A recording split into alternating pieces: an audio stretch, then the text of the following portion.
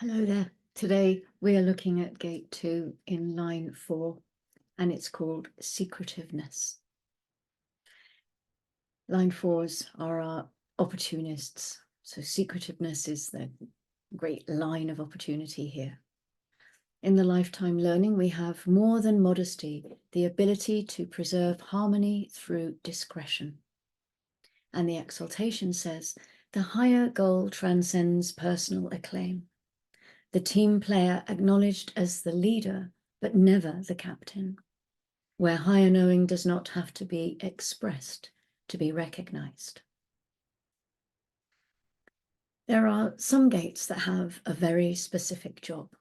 They all have their themes, of course, but there are some that have a little bit more going on, it seems, like gate 6 being responsible for generating all of the emotional waves, for example. People who carry the second gate are in charge of direction. And this is individuality, remember, so the direction can always be mutative.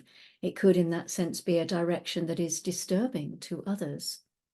And so we find the line of secretiveness.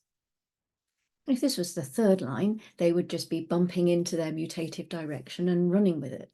But this is the fourth line, and they need others to fulfill their purpose.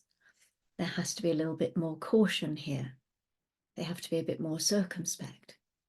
And it doesn't mean that they will hide the direction from you. It just means they won't necessarily tell you about it until they absolutely have to. In the detriment, we have loose lips sink ships. The unquenchable fire of the ego engenders enmity.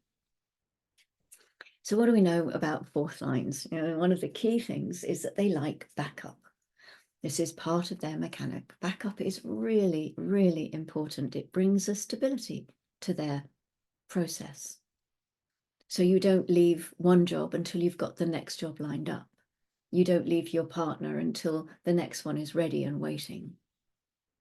This, in the duality of life, is the fourth line who tells everyone in the office they're looking for a new job, or who tells their partner that they think it's time to split up, but they've got no backup.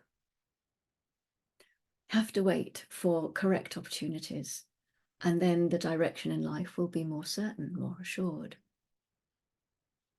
So the first gate in the line 4, aloneness as the medium of creativity.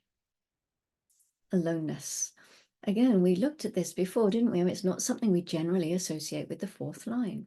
Although in the 24-4, we had the hermit. And in that line, we talked about aloneness.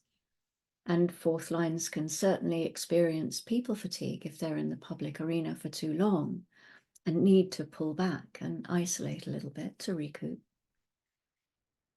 Both the first and the second gates are individual by nature, which means that they will experience melancholy as part of their makeup. It's in their mechanic to do so.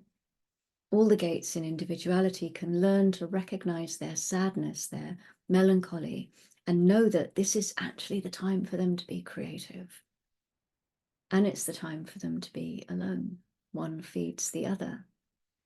Individuals really need to be able to have a place of retreat and withdrawal, to be able to clean their aura of the other, to be truly alone. When you are alone, you could be seen as being secretive by some people. Perhaps being alone will actually support the need for secrecy and prevent those loose lips from flapping around too much. Mercury goes into gate 42 at 1857, and we have this gate in the moon at the moment too. So perhaps people will be talking about growth or endings, bringing things to a natural conclusion. Or maybe they'll be talking about a cycle that they seem to be stuck in, or have something in their experience keeps on coming back and back and back. At 1646, the moon goes into gate 3. This is the gate of ordering, of difficulty at the beginning, bringing the pulse of mutation, or not. There can be a great deal of confusion in gate 3, because there is the potential for constant change without knowing if that change will be permanent or not, or will even happen or not, or if it will have value when it does happen. So if you're feeling a bit uncertain today or a bit confused, this could be why. And then at 1:58 tomorrow morning, the moon goes into gate 27. This is our gate of caring, our gate of nourishment, the gate that teaches us how to look after ourselves first, to gather our own abundance, to gather our own physical and emotional resources, because only then are we able to share. We learn through this gate never to give away more than we have, and never to give away more than we actually need to be able to take care of ourselves and our own needs. So that is our weather for today. Thank you very much for joining me. Thank you for watching, and go gently. And I look forward to seeing you next time.